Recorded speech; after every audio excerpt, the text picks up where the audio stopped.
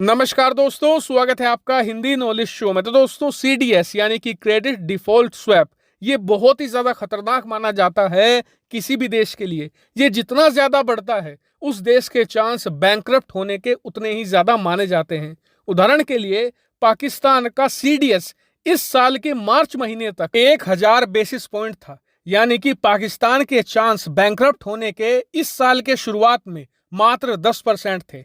लेकिन आप जानकर हैरान हो जाओगे कि आज सुबह तक पाकिस्तान का ये सीडीएस 7550 पॉइंट पर पहुंच चुका है। यानी कि आज की तारीख में पाकिस्तान के दिवालिया होने के चांस 75% से भी ज्यादा हो चुके हैं। तो ये बात मैं नहीं कह रहा हूं, स्क्रीन पर आप देखिए, पाकिस्तान के बड़े जो फाइनेंशियल इंस्टीट्यूशंस हैं वो ये बातें कह रहे हैं कि हमारा जो सीडीएस है वो 7500 के भी पार पहुंच चुका है।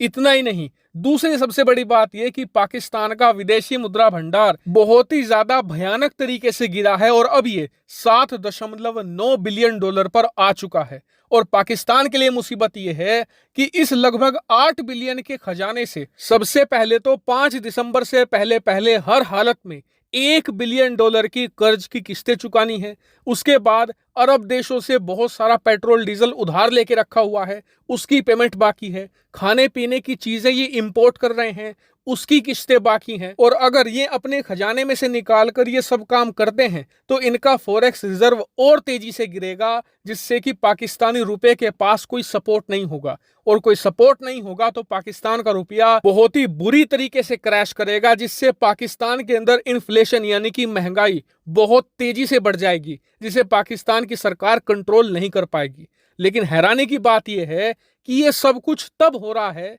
जब चीन ने ऐलान किया है कि वो पाकिस्तान को 8 बिलियन देगा।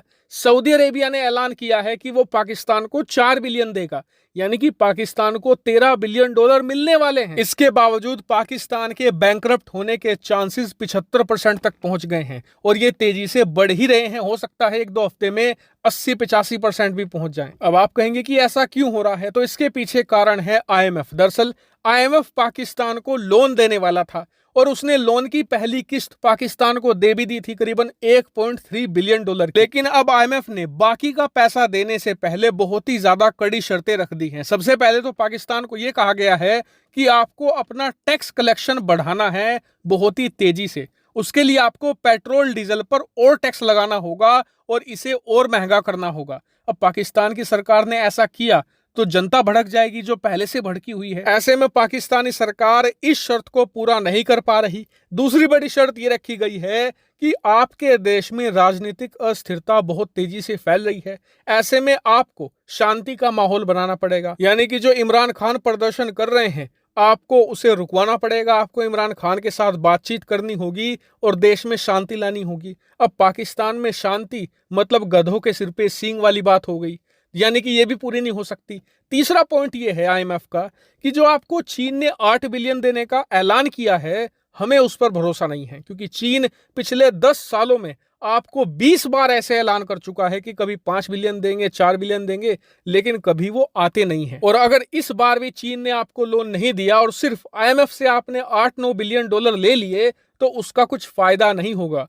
पाकिस्तान की स्थिति तभी सुधर सकती है जब सऊदी अरेबिया, चीन, आईएमएफ, अमेरिका सब एक साथ जोड़ लगाए, तब कुछ फर्क पड़ सकता है। और इसीलिए आईएमएफ पाकिस्तान को अब लोन तभी देगा जब पहले चीन का लोन आएगा, सऊदी अरेबिया का लोन आएगा, सरकार टैक्स की शर्तें पूरी करेगी और देश में स्थिरता बनाएगी।